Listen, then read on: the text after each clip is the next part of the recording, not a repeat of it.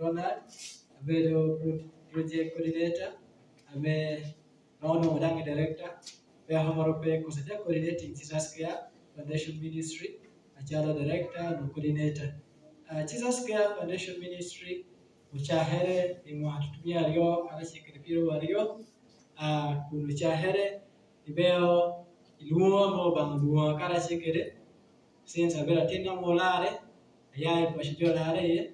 abera unyumo machiri kobo kati kanisha noti jubate kunyowa wani robeja maro worewa robeja mchungi jati peho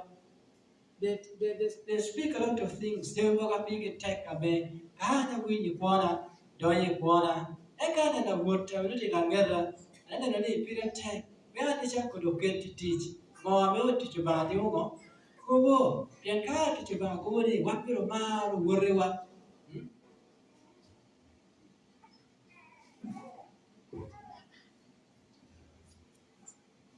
Atamani we guess upon our future go.